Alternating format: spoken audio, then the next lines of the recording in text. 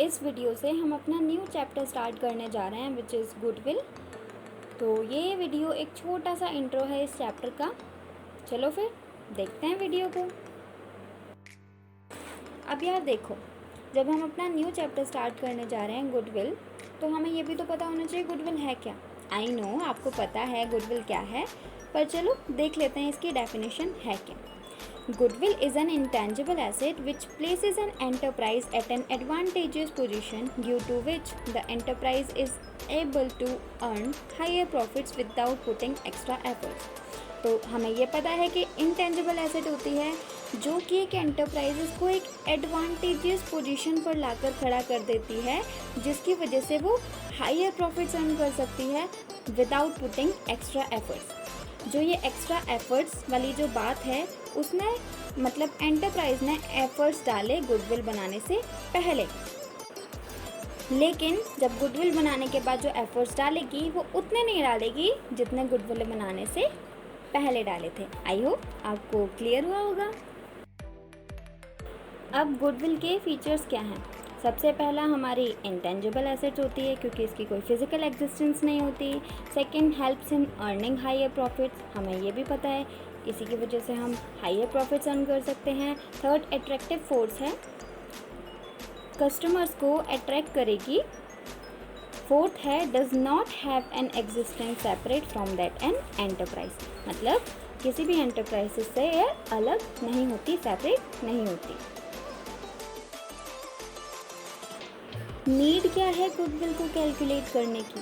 देखो, हमारा जो फर्स्ट पॉइंट है वो है when there is a change in profit sharing ratio. जब प्रॉफिट शेयरिंग रेशियो, पार्टनर्स के प्रॉफिट शेयरिंग रेशियो में चेंज आएगा तो हमें गुडविल कैलकुलेट करने की ज़रूरत पड़ती है।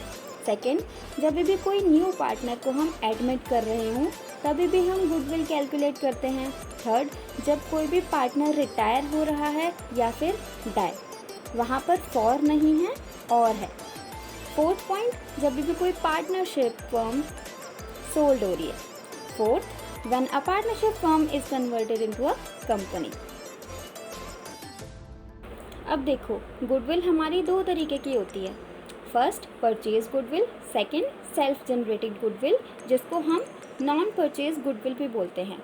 आप बैलेंस शीट में कहीं पर भी गुडविल देखोगे तो वो गुडविल हमारी परचेज गुडविल होगी, जिसके लिए हमने कंसीडरेशन पे की है। अब वो कंसीडरेशन हम कैश में भी पे कर सकते हैं या फिर काइंड में भी। और सेल्फ जनरेटेड गुडविल को हम कहीं रिकॉर्ड नहीं करते क्योंकि हमने इसके लिए कोई कंसीडरेशन पे नहीं करी है। ये जो मैनेजमेंट है उनकी मेहनत का नतीजा है। Methods of valuation of goodwill. Goodwill को हम कैसे कैलकुलेट करेंगे, गुडविल का अमाउंट हम कैसे निकालेंगे, तो इसके लिए कुछ मेथड्स हैं। चलो फिर नेक्स्ट स्लाइड देखते हैं।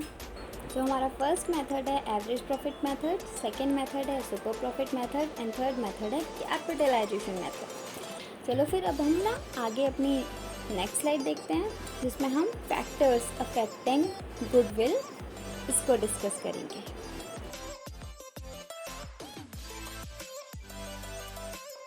अगर एक एंटरप्राइज की मैनेजमेंट बहुत अच्छी है, बहुत एफिशिएंट है, बहुत कॉम्पिटेंट है, तो गुडविल तो उसकी बढ़ेगी ही, गुडविल तो उसकी अच्छी ही होगी।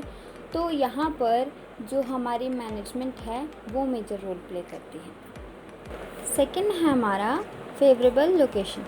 देखो, किसी भी एंटरप्राइजेस की लोकेशन बहुत मेजर रोल प्ले करती है उसकी गुडविल के लिए। सपोज़ करो कि एक एंटरप्राइज़ वहाँ पर जाके इस्टेब्लिश हो गई जहाँ पर बायर्स रीच ही नहीं कर सकते, तो कैसे उसकी गुडविल अच्छी हो जाएगी? तो लोकेशन बहुत इम्पॉर्टेंट रोल प्ले करती है किसी भी एंटरप्राइजेस की गुडविल के लिए। थर्ड है हमारा लॉन्गर इस्टेब्लिशमेंट ऑफ बिजनेस। कितने टाइम से वो बिज़नेस इस्टेब्लिश हो रखा है, तो ऑब्वियसली उसकी गुडविल तो अच्छी ही होगी। हम एग्ज़ाम्पल ले लेते हैं, पार्ले जी कितना पुराना है। फोर्थ है हमारा क्वालिटी। किसी भी एंटरप्राइज़ की जो प्रोडक्ट की क्वालिटी है वो नेक्स्ट लेवल है, तो ऑब्वियसली उसकी गुडविल तो बढ़ेगी ही, उसकी गुडविल तो अच्छी होगी। जैसे हम एग्जांपल ले तो आईफोन। फिफ्थ है हमारी market situation.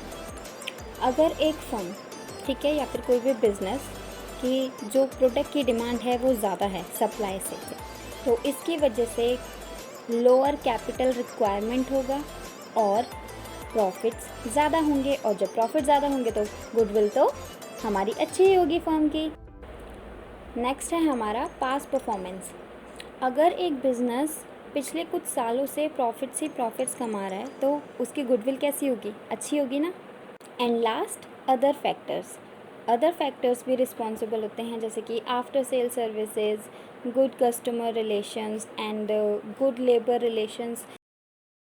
So that's it for the video. आज की वीडियो के लिए सिर्फ इतना ही। ये एक छोटू सा इंट्रो था इस चैप्टर का। इसके बाद जो वीडियोस आएंगी उसमें हम ये देखेंगे, जब हम क्वेश्चन सॉल्व करते हैं उसमें कुछ स्पेसिफिक पॉइंट्स आ जाते हैं जहाँ पर हम अटक जाते हैं, तो हम बेसिकली उनको डिस्कस करने वाले हैं।